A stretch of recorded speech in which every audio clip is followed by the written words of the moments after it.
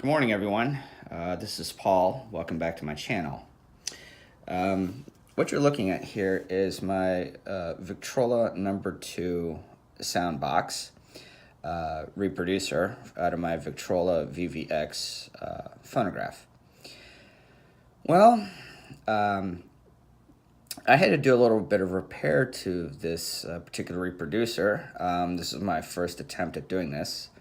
Actually did it yesterday.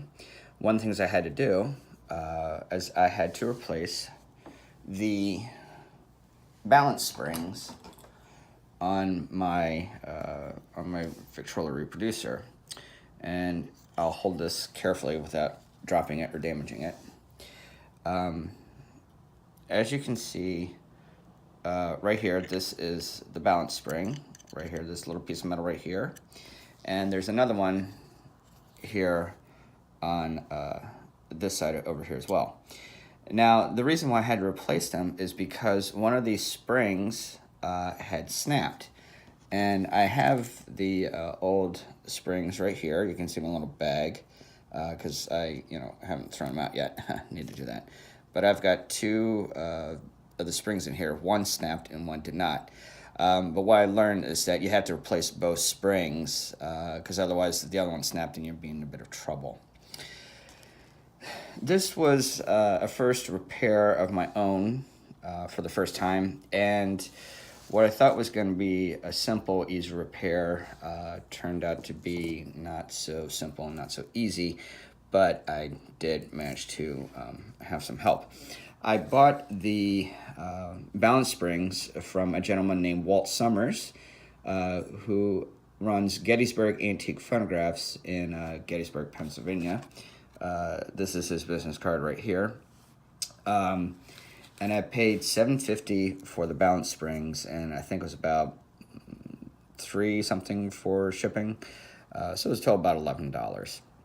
The other thing too is that he was kind enough to include Victor No. 2 reproducer rebuild procedures, photocopied how to go about rebuilding your reproducer, and also how to install and tighten the bounce spring and securing screws, which you can see down here at the bottom. One of the things I learned is that I don't envy the guys who had to build this particular reproducer, or any reproducer for that matter, for Victrolas and Columbia Graffinolas and all those other machines, because it was a laborious process. One being that there are quite a number of very minuscule screws. You can see right here where my screwdriver is pointing. There's one here that has to be removed. There's one here that has to be removed. The knob for holding the needles in has to be removed as well, so that you can get this all apart. The other thing too is that in the middle of the sound box, you will see a screw right in the middle there too. That has to be removed so that this arm right here, which is attached to the diaphragm, can be removed so that you can replace the balance springs. I thought this was going to be a simple, 3-minute, 5-minute job, and it turned out to be almost an hour-long repair because of the process of going through replacing just 2 little metal balance springs that are necessary for this sound box to track properly across a 78 record. Excuse me. So now, one of the things I did before I dove into this project is that I had to prepare myself for what I was going to do. So one of the things I did was I got a couple of sheets of white paper, printer paper to be exact, which worked out well for me, to do the repair on, so as I could keep track of all the various tiny little screws that I had to remove in order to just replace the 2 springs. The reason for the white paper is because you can see the screws when you remove them easier than I could if I was doing this on my dining room table, which is where I'm doing this video. So it was beneficial to me. One of the other things I have too is that I have a set of magnetized screwdrivers. These are actually designed for electronics, but they work very well with the tiny screws on the reproducer, as when I remove them, I don't lose them. They will hang on to the screwdriver until I carefully put it down on the paper.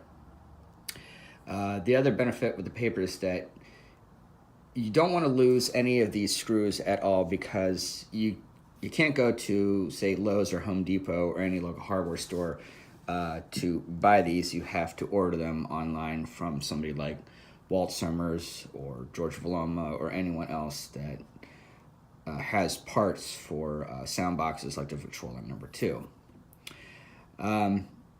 Because the screws were professionally machined made, or maybe made by hand, I don't know.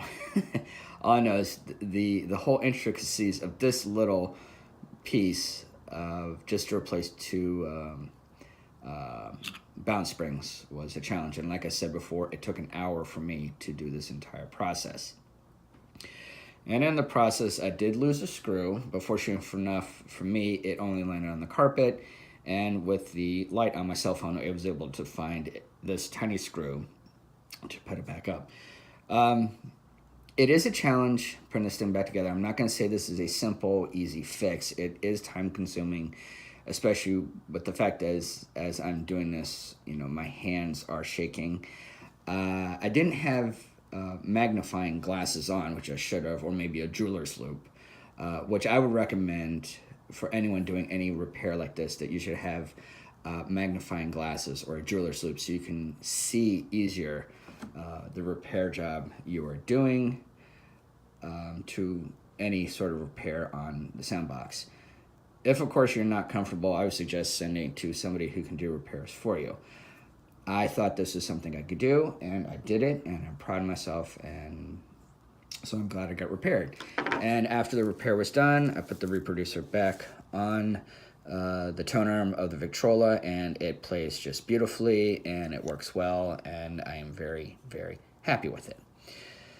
So that was my first repair to my Victrola phonograph, and it was a challenge and fun, and I'm glad I did it. And I hope you, anyone out there who collects phonographs or has Victrolas, I hope you found this information helpful and useful.